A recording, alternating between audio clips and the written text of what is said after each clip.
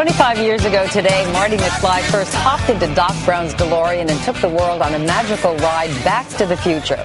Now in the film's 25th anniversary, you can experience the trilogy like never before on Blu-ray.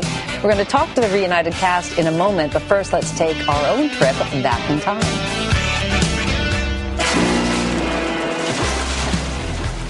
A teenager, an inventor, 88 miles per hour! and a sports car. You built a time machine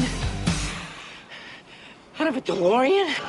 With the help of a flux capacitor and a little plutonium, Back to the Future transported Marty McFly back in time and turned Michael J. Fox into a household name.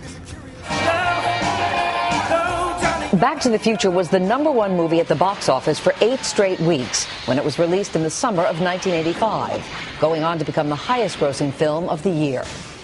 The movie featured Michael J. Fox, best known for his role on NBC's Family Ties, veteran television star Christopher Lloyd, 80s film icon Leah Thompson, Hello? Hello? and the eccentric Crispin Glover. Although it was billed as an adventure, it also fit nicely into the sci-fi genre, and the time-traveling teenager was born. Using Doc Brown's invention, Marty is sent from 1985 back to 1955, where he must make sure his parents meet and fall in love. I'm George McFly. I'm your density. But by interfering, he alters history and almost erases himself from the future. After repairing the damage, Marty must find a way to return to present day. Originally, Eric Stoltz was cast as Marty McFly, but filmmakers felt it wasn't working. So after 5 weeks of shooting, Fox was recast in the role. Hey, Mark. Action! But because of his commitment to Family Ties, Fox had to film during the night, forcing the crew to race through reshoots and post-production in an effort to make its summer release date. In about 30 years! Back to the Future went on to produce 2 more films in the franchise, making it one of the most successful trilogies of all time. Roads? Well, we're going, we don't need roads.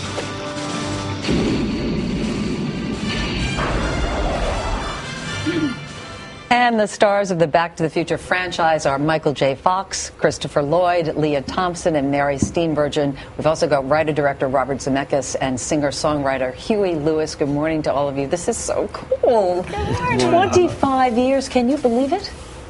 No, it's... Well, yeah. Well, at the time, though, Chris, did you know when you were making this film, this is going to be something? I'm onto something. No, it's just day to day. Just, hoping everything worked out. I didn't sniff, that this Success. was in the works. Yeah. Well, Bob, this was your baby. Yeah. It really was. And I know when you first shot this to the studios, nobody was interested. Disney thought it was too risque. Other studios thought it wasn't risque enough because some of the other teenage-geared movies that were coming out were far more risque. So how did you get Universal to bite? Well, it was actually I had to make another movie before anyone would take this seriously. Unfortunately, I was able to do Romancing the Stone, and then they started, because of the success of that movie, they thought, well, maybe this guy can make this movie work. But Steven Spielberg was always a fan, and he was always a supporter, so we brought it back to him. He took it to Universal, and that's how it got started. And why 1955? Why was that when you went back in time? Why was it 1955? Well, because we did the math, and we wanted Marty's character to be the same age as his father.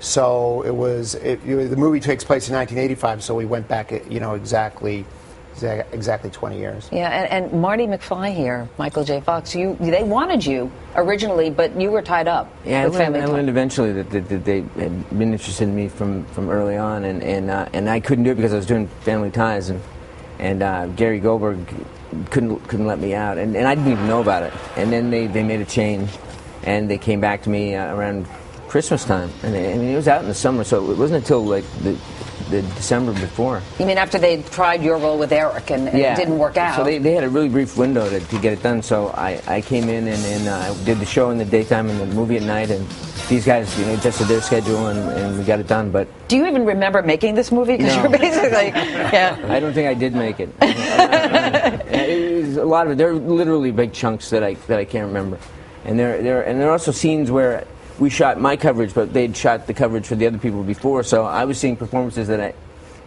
for the first time that I was supposedly in the room with, but I wasn't. And Chris, you didn't want this role at first of Doc Brown.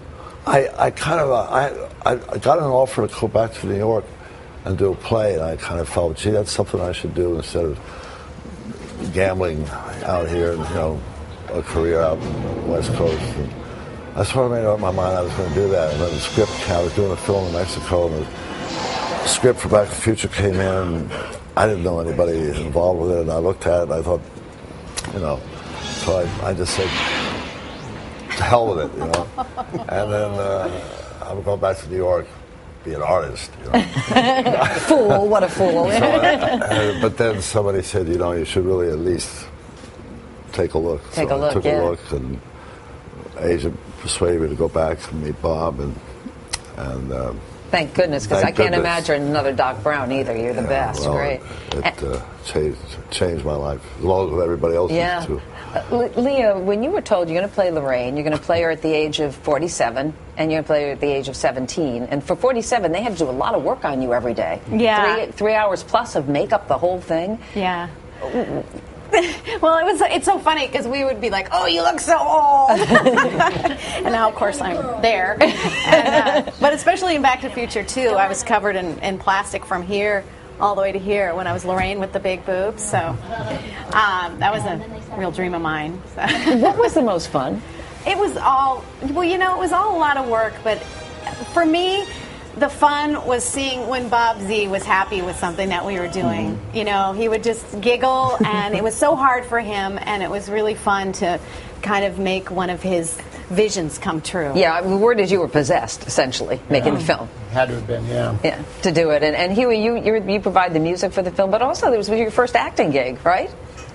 Did that come with the deal, or? Yeah, well, it was Bob's idea. And you played a teacher. Let's face it, I nailed it in one take. Was that typecasting the nerdy professor? It was Bob's idea. We thought it would be kind of a nice inside joke, if we weren't credited and sort of disguised a little bit. Yeah. And Mary, you came in on Back to the Future Part 3. Right. That's hard at that point. You're joining a well-established cast. Were you nervous about it?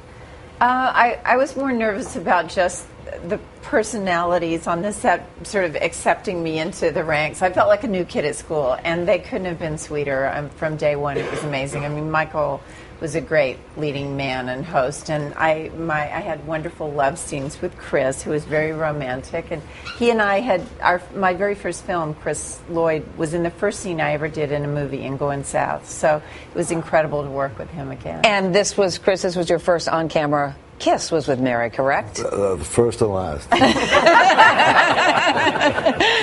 ruined it for all others. Do you have a favorite moment, Michael, in all these films? Oh, I don't know. It's hard to separate the film actually from the experience. Yeah. But in terms of like parts of the film, I mean, I love the Johnny B. Good scene. I mean, it was just, for me, it was a fantasy. Well, you played the guitar, yeah. Yeah, it was so great.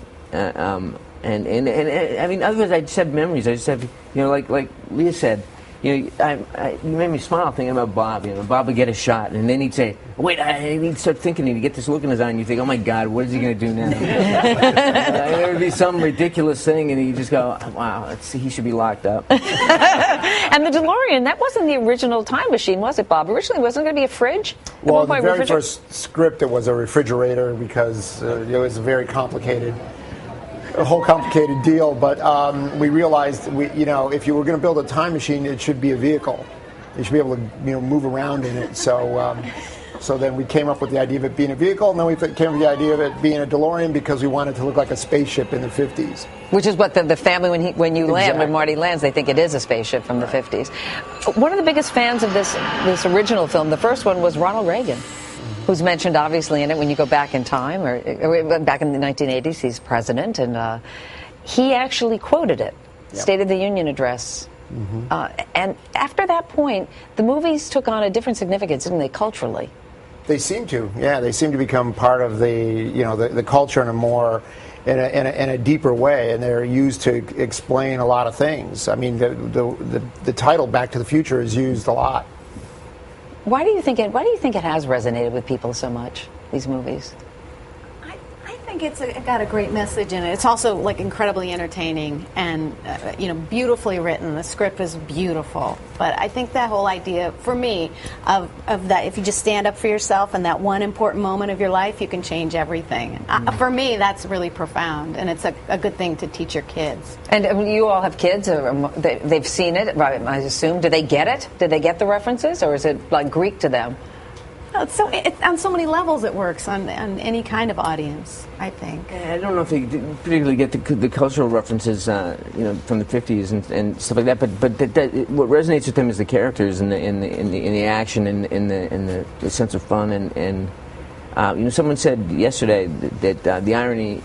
It's ironic that the movie about time travel is timeless.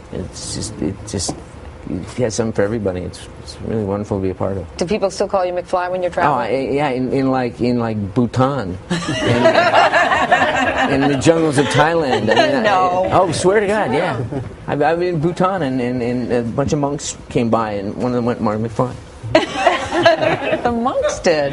Oh, that tells you something. All right, Michael, thank you. Chris, Leah, thank you so much. Mary, Huey, and Bob, thank you as well. Great. It's great to see. I said to you before, I saw them back to back yesterday, and it was just a wonderful travel back in time and Back to the Future. Thank you, guys. Again, the Back to the Future trilogy is now out on Blu-ray. We are back right after this.